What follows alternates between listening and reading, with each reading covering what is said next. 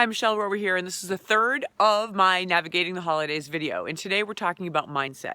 Now, I'm outside on this crappy New England day in the rain rather than the snow up here in the North Country where we really want the snow, because I wanted to place myself in an uncomfortable environment, a place that I necessarily didn't want to be out in the rain on a cold day. Because that's often where we place ourselves every single day in the holiday season, in situations and in places that we wish we weren't. Now, I have a choice. I can go in my beautiful warm house and I can sit there and work, and I could do that video in here, but I'm proving a point. Okay? We all have a choice. We all have a choice every moment of every day. We have a choice to create what we want. And the way that you create the best choices for yourself to feel the best is to create and make a decision from a good feeling place. So if you're feeling really crappy and you're feeling really stressed out and you're feeling really overwhelmed, when you decide upon something within that feeling, what do you think you're going to do? Are you going to choose something that supports feeling good? Or are you going to choose something that supports feeling bad? So if you're overwhelmed and stressed out, many times we avoid making decisions, or we react and decide just spontaneously without even thinking, just to shut someone up, just because we can do it better ourselves, just because it's more work to try to explain, okay? When in fact, if we just did a little bit of breathing, or took a little bit of a walk, or took a moment to think, or employed my favorite strategy that I share with all of my clients, the say no first strategy.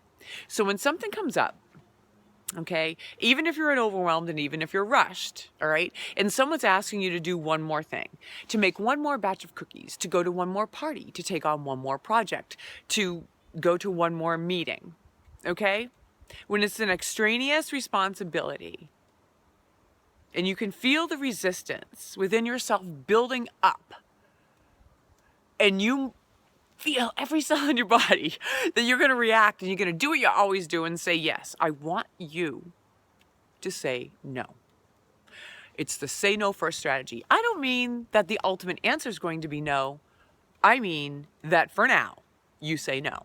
So when so-and-so comes up to you and says, Mary, John, whoever, whatever your name is, Michelle, do you think you could make one more, appetizer for the party?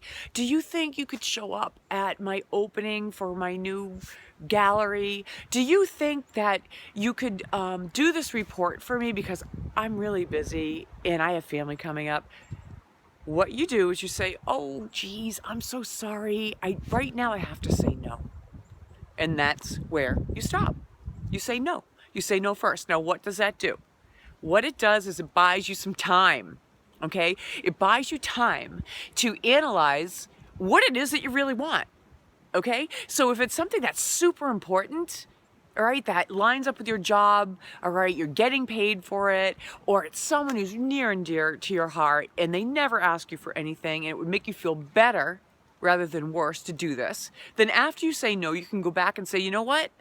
I've rethought this. I moved some stuff around in my schedule, and I am so happy to be able to say yes to help you out. Or you can take that time and you can modify it. Someone just asked me to help them out doing a volunteer project, and they asked me for 2 days a week, a couple hours, 2 days a week. Now, it was something that was really special to me, but I have a lot going on, lots of stuff that I love. But I did want to do this. So what I said was, well, I have 1 hour a week available on this day. Okay, so I looked at my own schedule. Would that help you? And they were so appreciative. Okay, so I put it in my schedule. So instead of 4 hours a week, it's 1. And it's on a day that served me in my schedule. So it's not offering me any stress. In fact, it's making me feel good. Even though, yes, it was one more thing on my plate, but it was such a feel-good thing for me to do, and it had other benefits that applied to the holidays and to my family, that the yes was an easy one after I said no first. Okay, so that's what I want you to do, is that simple strategy. It works so great. And there are 2 things that are going on there. One, okay, you're creating a new pattern. Okay, because every cell in your body is going to scream at you to say yes right away, because that's what you normally do, right? Or you react. But this changes the pattern and makes you say no. Yeah, you might feel selfish, and yeah, you might feel uncomfortable like I am outside here in this cold, rainy weather. But you're developing new neural pathways. You are embarking upon a whole new behavior. And guess what? When you do that and you take the time to honor yourself and honor your schedule and line up with what you want, you end up feeling better and less overwhelmed. And when you feel less overwhelmed, you can focus more. And when you can focus more, you make better decisions. And when you make better decisions that serve you and that line up with what you want to happen, you feel better. And when you feel better, you create so much more of a happy life and happy experiences because your energy, okay, is so lined up with what you want. So saying no does all of that. It's the beginning of creating new boundaries for yourself and not against anyone else. So when you're saying no, the second thing that's happening, or the third, I forget where I am now, is that, okay, you are allowing other people to assume responsibility for what they've taken on. And this isn't you taking responsibility. This is you assuming responsibility for yourself. And in doing that, you allow others that you care about to assume the responsibility of their own choices, whether you play with them or not.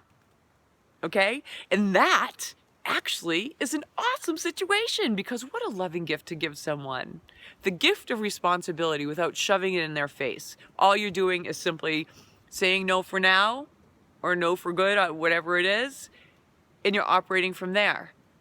And even if they don't like it, it doesn't matter, okay? Because if you're coming from that place, you can still love them. You can still do something else for them. So saying no doesn't mean anything other than it's no for now, and you're seeing how you line up with it. So when you have these obligations come up for the holidays, and you have these people that maybe you do or you don't want to spend time with, okay, I want you to look at your schedule right now. Here's this strategy number 2, or technique number 2. Write down all of your obligations from now through the holiday. Okay, whoever you are, whatever your celebration is, it doesn't matter. What are your obligations? Write them down. And then beside each one of those, and you have to write them down. You can't do it up here because this is crazy land. We need to put it down on paper. Okay, our brain works differently that way. So beside each obligation, okay, it doesn't matter whether it's work or pleasure, I want you to write down whether you're dreading it or looking forward to it. Okay, then I want you to prioritize. So if it's something for work that you've already gotten paid for and it's like you have to go because it's part of your job, that's an urgent priority.